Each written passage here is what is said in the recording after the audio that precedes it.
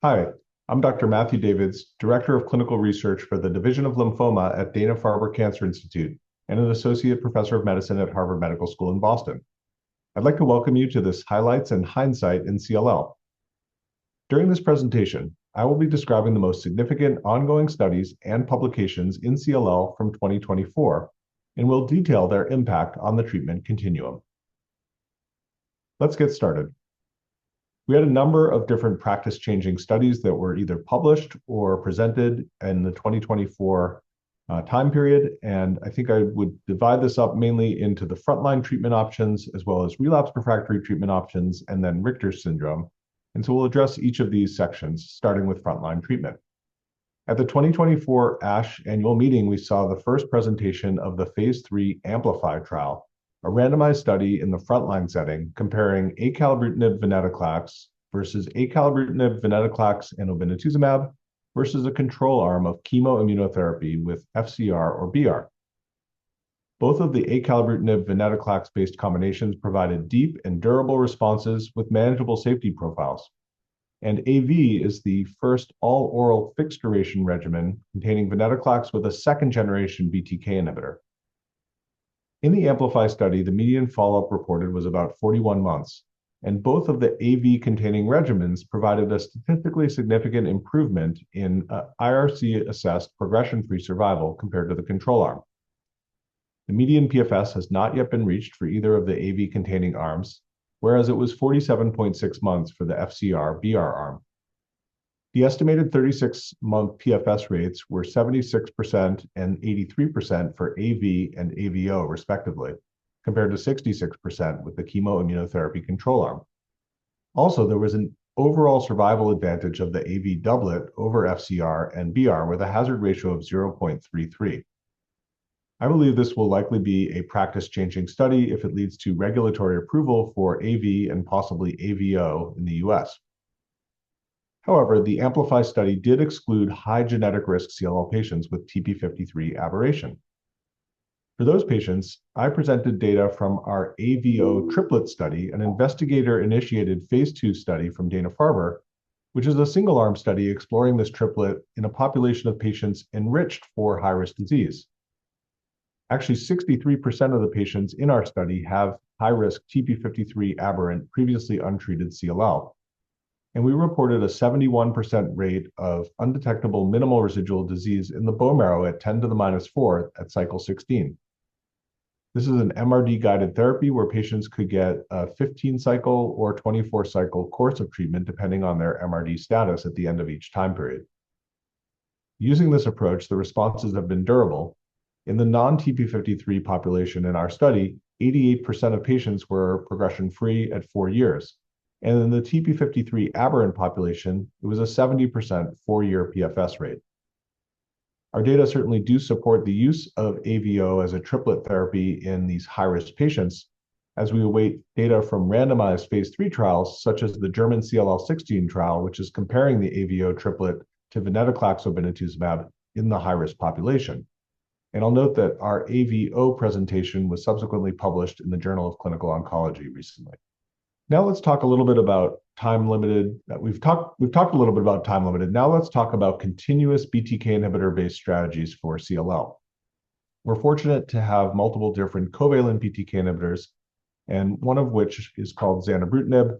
And this drug has previously been explored in the phase 3 Sequoia trial in the frontline setting, where patients were randomized to continuous treatment with zanubrutinib versus the time-limited course of bendamustine and rituximab.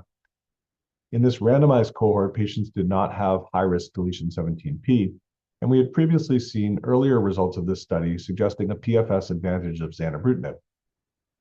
At the 2024 ASH meeting, we saw for the first time the 5-year follow-up of the Sequoia study, and importantly, the PFS benefit of zanubrutinib was sustained regardless of IGHV mutational status, and depth of response in terms of complete remissions continued to improve with ongoing therapy.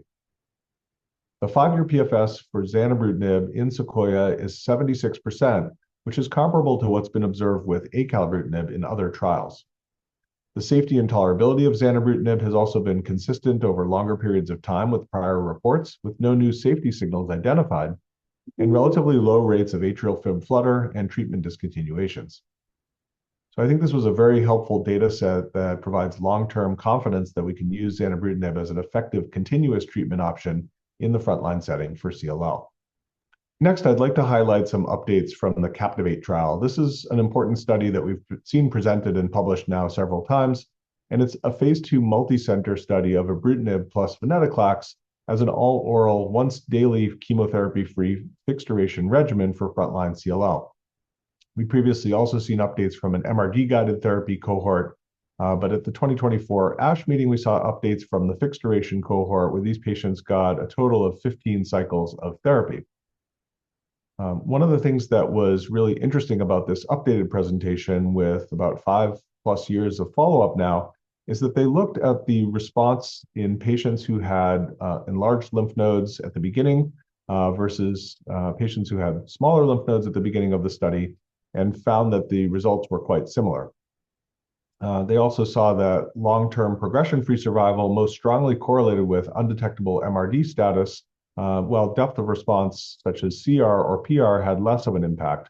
And so that was very interesting. I would say also the safety profile of this combination of ibrutinib venetoclax does look good in the younger fit patients and was similar irrespective of lymph node bulk at study entry. They also did an analysis of overall survival in patients receiving fixed-duration ibrutinib plus venetoclax-based therapies on this Captivate study, as well as patients pooled from the GLOW study, which looked at older patients. And they looked based on different subpopulations of patients based on their age, greater than or less than 65, based on markers such as IGHV status. And one of the really interesting findings from this abstract is that the overall survival was comparable across the ibrutinib plus venetoclax treated patients compared to an age-matched European general population without CLL. So I think it really suggests that our therapies are getting so good now in CLL that we can help especially these older patients to achieve a similar lifespan as patients who don't have CLL. We also saw earlier this year at ASCO and the EHA meetings with 5.5 years of follow-up that the fixed duration regimen in the Captivate study, ibrutinib plus venetoclax, continues to provide durable benefit. We noted in these abstracts that the median progression-free survival has still not even been reached now with 5.5 years of follow-up, and the 5-year overall survival rate in Captivate is 96% for all treated patients. They did look at the subgroup of patients with high-risk genomic features like deletion 17p or TP53 mutation, and there the overall survival is a bit shorter at 90%, but certainly overall very favorable for that high-risk group. Additionally, they looked to see if patients who achieved undetectable MRD in the blood or bone marrow had improved outcomes in terms of durability of response, and that was indeed the case. So, for example, patients with undetectable MRD in the bone marrow 3 months post-end of treatment had a 5-year progression-free survival rate of 84%, compared to only 50% for those small number of patients who did not achieve undetectable MRD at end of treatment plus 3-month bone marrow. We also saw updates from the phase 3 GLOW study at ASH 2024.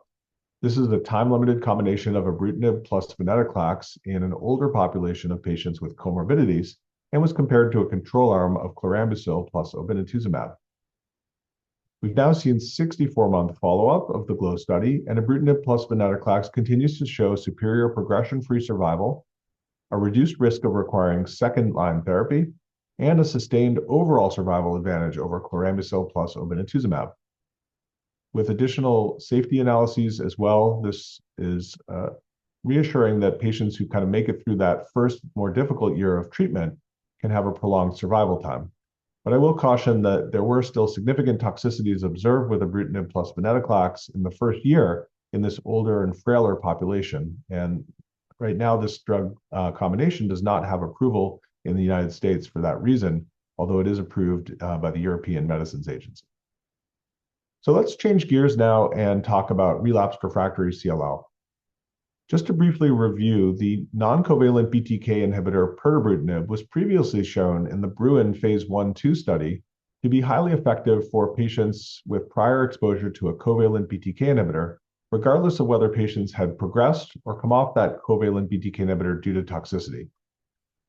The overall response rate in that original BRUIN study was in the range of 73%, and when including patients with partial response and lymphocytosis, it was actually 82%. And the median progression-free survival was published as 19.6 months in a very difficult to treat population, many of whom had also had progressed after prior venetoclax. At this year's ASH meeting 2024, we saw for the first time the results of the phase 3 Bruin CLL 321 trial. This study is of note because it's the first randomized study that's been conducted exclusively in covalent BTK inhibitor pretreated CLL and SLL patients. These patients were randomized 1-to-1 to either continuous treatment with pirtobrutinib or to investigator's choice of the PI3 kinase inhibitor idelalisib given with rituximab, or to 6 months of bendamustine and rituximab. This was a heavily pretreated study population with a poor prognosis, and pirtobrutinib was found to significantly improve progression-free survival compared to that control arm, and additionally had a more favorable safety profile. The updated analysis that was presented now with a median follow-up of just under 1 year showed that the hazard ratio by IRC for PFS was 0.55 in favor of pirtobrutinib over the control arm. The median PFS for pirtobrutinib was about 14 months compared to 8.7 months with the control. I think for me, what was most impressive about this abstract was the time to next treatment or death with pirtobrutinib, which was about 2 years, and actually close to 2.5 years in patients without previous venetoclax, suggesting that even minor progression events early on can still allow patients to proceed with pirtobrutinib treatment and benefit from it for several more months after minor progression events. These PFS advantages of pirtobrutinib versus the control applied across different subgroups, including those patients with prior venetoclax treatment, complex karyotype, or high genetic risk CLL with TP53 aberration. And the study also confirms in a larger subset of patients that the tolerability of pirtobrutinib continues to look quite good. For example, the AFib rates in the Bruin CLL 321 trial look similar to the control arm, suggesting that pirtobrutinib does not significantly increase the risk of that arrhythmia. We also saw data at the ASH meeting updating us on the BTK degrader drugs, which continue to look quite promising. I'll briefly review both of them. So the first is BGB 16673, which is a CDAC molecule that induces BTK degradation by binding specifically BTK and E3 ligase. This catalyzes the transfer of ubiquitin molecules to BTK, which marks the protein for destruction by the proteasome. We'd previously seen preclinical models where BGB 16673 was able to effectively degrade both wild-type and mutant forms of BTK that are associated with resistance to the other inhibitors of BTK. So at the ASH meeting, we saw the update to the Cadence 101 study, an ongoing phase 1/2 trial that's first in human study looking at BGB 16673 as monotherapy in relapsed refractory B-cell malignancies. The emerging data from this first in human study continue to show a nice safety profile, as well as promising and deep overall responses, particularly in the heavily pretreated patients with relapsed refractory CLL or SLL, including those who have had prior covalent and non-covalent BTK inhibitors and those with BTK resistance mutations. The updated overall response rate was 78% in 49 response evaluable CLL patients. And importantly, this included some patients who had progressed after BTK, BCL2, and non-covalent BTK inhibitors. We also saw very promising study data from another BTK degrader, NX-5948, which was also presented at this year's ASH meeting, and also demonstrated very promising efficacy and safety data in a very difficult to treat population. In 30 response evaluable patients with CLL, the overall response rate was 76%, and they noted many patients with BTK or even PLC gamma 2 mutations who responded to NX-5948. A notable aspect of this trial also is that it allowed patients with CNS involvement, which is a rare complication of CLL, but they also reported responses in these patients, which is encouraging. We've also seen recently the development of immunotherapy for CLL, which is a very new area for this disease. And in particular, we've seen now data from a bispecific antibody, epcoritamab, which is a CD20, CD3 bispecific that's been FDA approved now in other B-cell non-Hodgkin lymphomas and is now being explored for the first time in CLL. We know that patients who are double refractory to covalent BTKI and the BCL2 inhibitor have limited treatment options and short overall survival, and that CAR T-cell based therapy so far has only offered complete remission in a minority of patients. And epcoritamab is being explored now in the EPCORE CLL-1 trial, and single agent activity is actually quite encouraging. And we saw the updated data at this year's ASH meeting showing that the CR rate is now close to 40% in this population of patients. And some of the immune-mediated toxicities that were seen early in the study have now markedly improved as they've developed an optimization cohort where they've adapted to a different step-up dosing schedule and really have seen only low-grade cytokine release syndrome and no ICANS since making this change. So I think this is a very encouraging development. The numbers of patients treated are still quite small, about 23 patients with efficacy data, but a number of patients have recently come on the study. And so as the data continue to mature with larger numbers of patients and longer follow-up, I'm really curious to see how the durability of the bispecific antibodies look for relapsed refractory CLL as a potential way to justify moving these drugs into earlier lines of therapy. Early in 2024, we had the first FDA approval of a CAR T-cell product for CLL.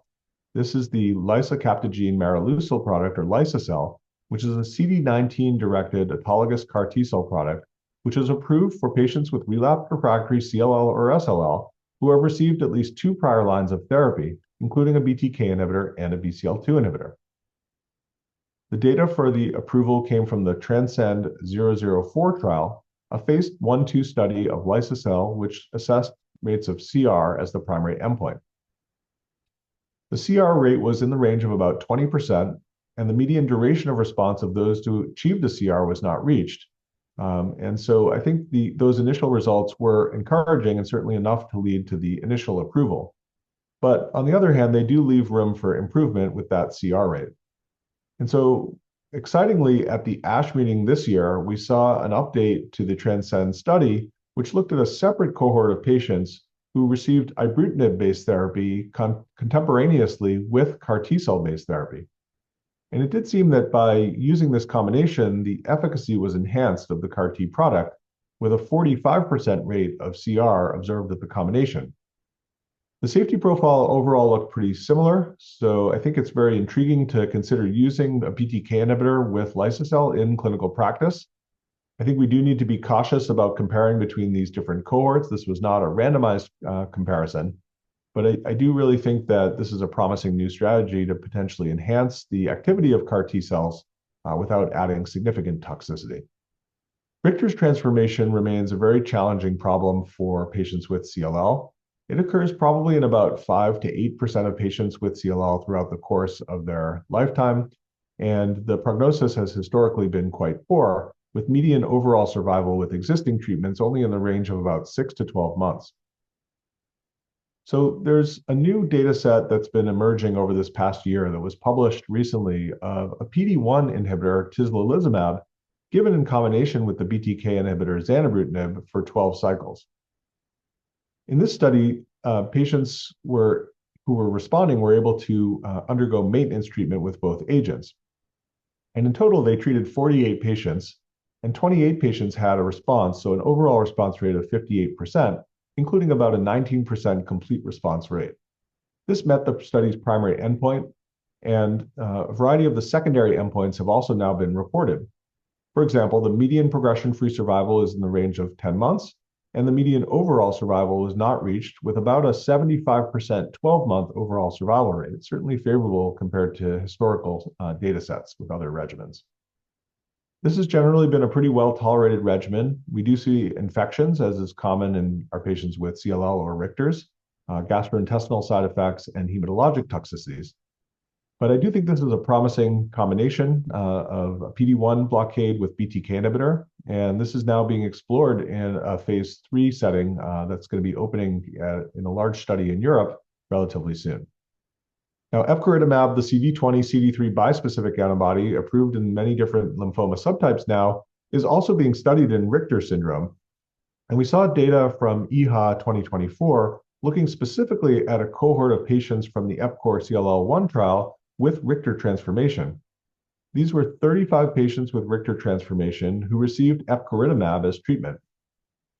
In the response evaluable population of 26 patients, the overall response rate was 50%, and the CR rate was 35%. And when patients were subsetted into those who had not had prior treatment for Richter's, the responses looked even better, with an overall response rate of 62% and a CR rate of 54%. So I do think that this is a promising approach for Richter transformation as well. There's other studies now underway looking at different bispecific antibodies, such as glofitamab, in this population. And so I think these could be good building blocks to develop even combination regimens of bispecific plus small molecule, for example, to even further enhance the treatment for Richter's patients. So in terms of the data for frontline relapsed refractory and Richter patients, I would say that we're sort of at a really important inflection point now in CLL, particularly I'd say in the frontline setting where we've been kind of used to the idea of using continuous treatment with BTK inhibitors, or if we needed to use a time-limited therapy to have venetoclax with obinutuzumab. And I think particularly with the Amplify study reading out and likely leading to approval of the AV doublet in the US, it's going to be very helpful to have an all-oral time-limited regimen for our patients. And I think this will further move the field toward the time-limited treatment approach and away from continuous BTK inhibitor therapy. Now, that being said, I think there will still be a role for continuous BTK inhibitor therapy based on the convenience and the long-term durable responses that have been observed. This does have implications, I think, in terms of moving toward the time-limited therapies in terms of the relapsed refractory CLL setting. In particular, I think it's going to be very important to generate prospective clinical trial data on retreatment strategies, because if patients have a time-limited venetoclax-based option for frontline treatment and enjoy a long response, it's very likely that they would be able to benefit from a time-limited venetoclax-based treatment option a second or even a third time.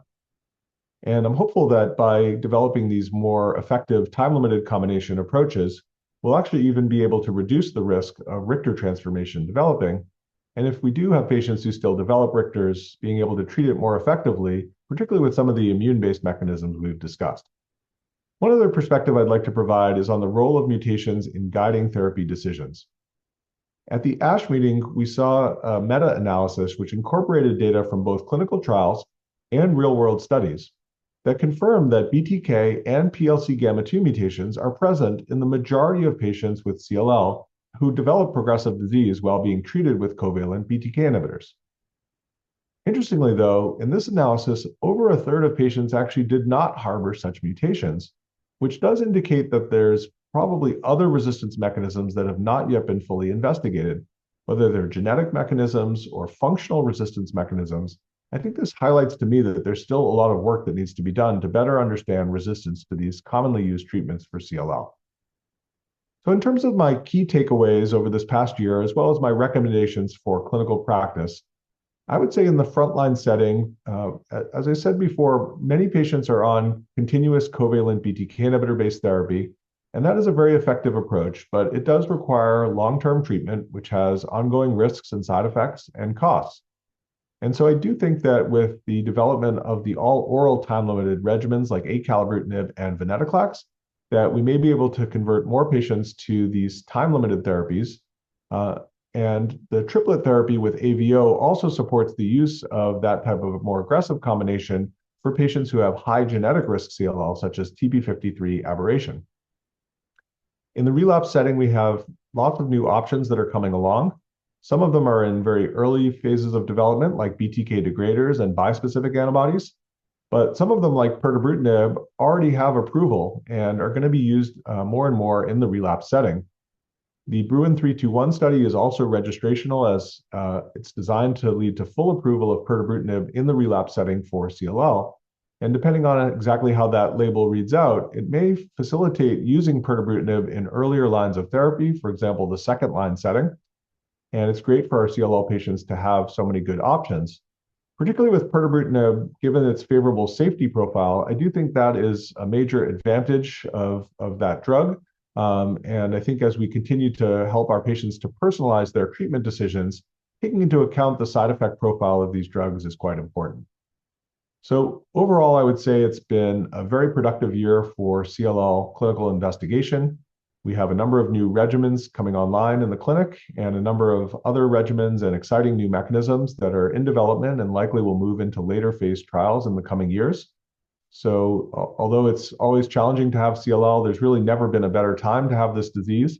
And I'm optimistic that outcomes will continue to improve for our patients over time. Thanks for joining me.